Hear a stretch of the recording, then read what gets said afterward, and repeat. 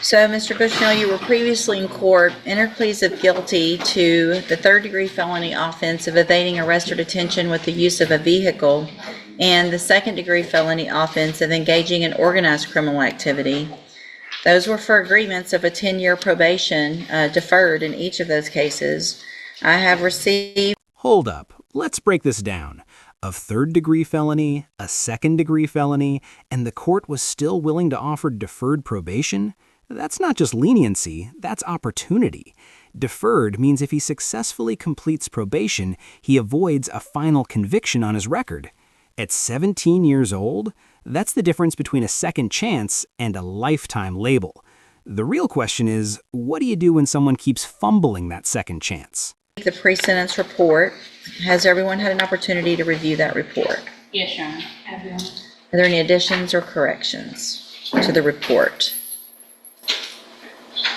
Just that it may indicate that he doesn't take full responsibility, but after speaking with him, he does take full responsibility for his actions and involvement in both cases.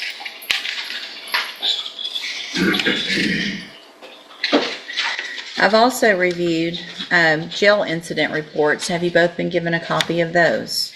Yes, Your Honor. I have. So you're 17 now? Yes, ma'am. I don't think he turns 18 until... December 26th.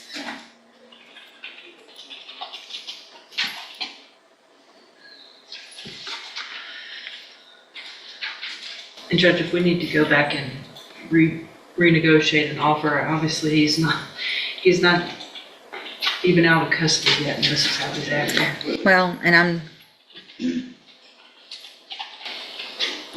Your Honor, obviously due to his age, we want him to have the opportunity to get his life together, obviously not going into adulthood with felony convictions. I have preached to him the importance of following the rules and not... And you can't do it, can you? Okay. You cannot. 21 incident reports since January 20. 21 incident reports in jail before he's even sentenced. Think about that. Judges look at behavior while in custody as a preview of what probation might look like. And right now, the preview is chaos, fighting, bullying, disrespect. If you can't follow rules in a controlled environment, how do you convince a judge you'll follow them on the streets? 5th of this year, 21. Fighting, calling officers names, stealing food, instigating fights, being a bully to other people in the dorm. Ridiculous. So if you can't follow rules in the jail, what makes you think you're going to come in here and I'm going to say, sure, go be on probation out in our community?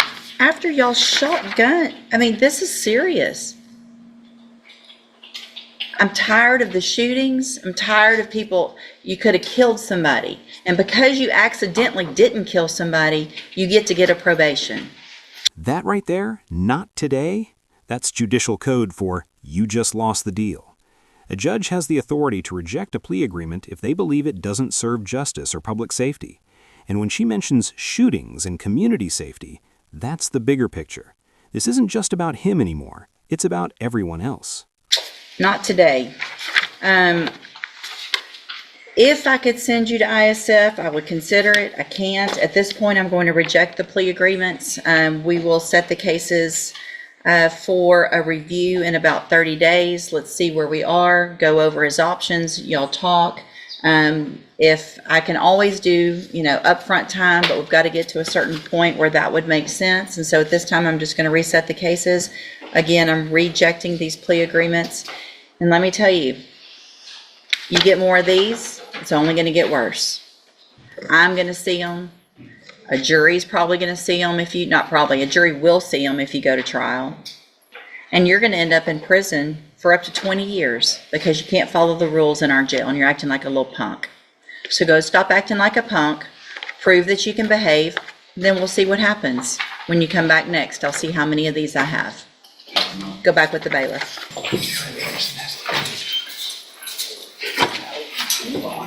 All right, you're Christopher Bushnell. Yes, ma'am. And so Mr. Bushnell has two cases, an evading arrest or detention with a motor vehicle and engaging in organized criminal activity, and cause numbers 25-0112 and 0113.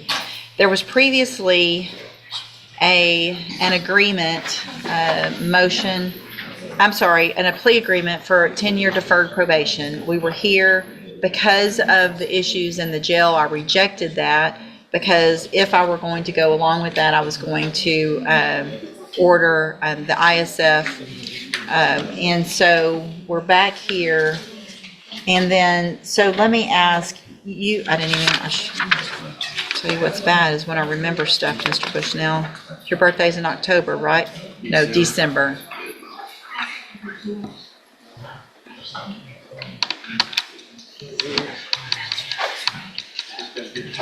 So, so we're getting close, but here's the problem, Mr. Bushnell. So you were here May 6th, right? And I didn't accept these plea agreements, and I got pretty upset with you because of what had been going on in jail, right? And what did I tell you? Back with no write-ups. You know how many write-ups you've gotten since May 6th? I don't know. You want to take a guess?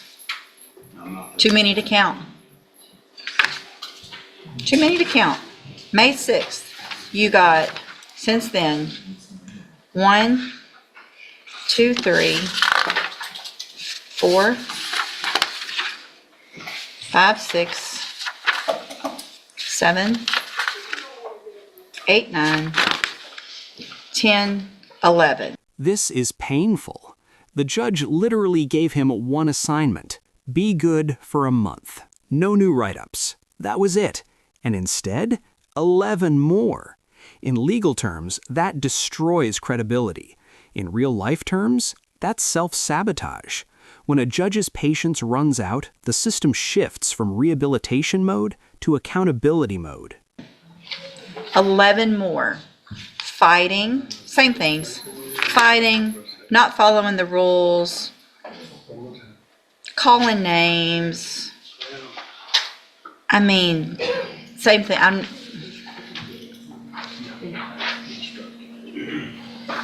You don't like following rules, do you? I do. You do? Yes, ma'am.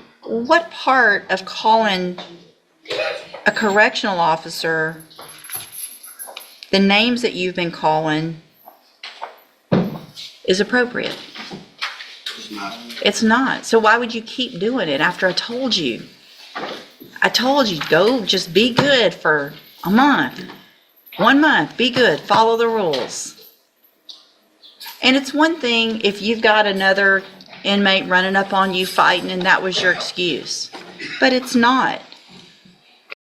I'm not accepting any plea agreements.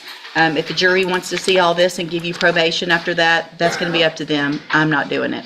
Go back with the bailiff. We'll set your case for, well, let me do this. Ms. Holmes has been appointed as your attorney, and she's one of the attorneys who handles a lot of cases for me as a court-appointed attorney. What I can do is release her and appoint a new attorney who can begin preparation for trial. Do you want me to do that? Or do you want to keep Ms. Holmes? All right, Ms. Holmes, get ready for trial. And let me tell you what you're doing. You're making her job hard. She's trying to help you. I wanted to try to help you. And that's the turning point. Once a case moves to trial, the stakes skyrocket. A jury will see those jail reports. They'll hear about the behavior. And instead of probation, the exposure jumps to up to 20 years in prison. 1 month of discipline could have changed everything. Now, 12 strangers decide his future.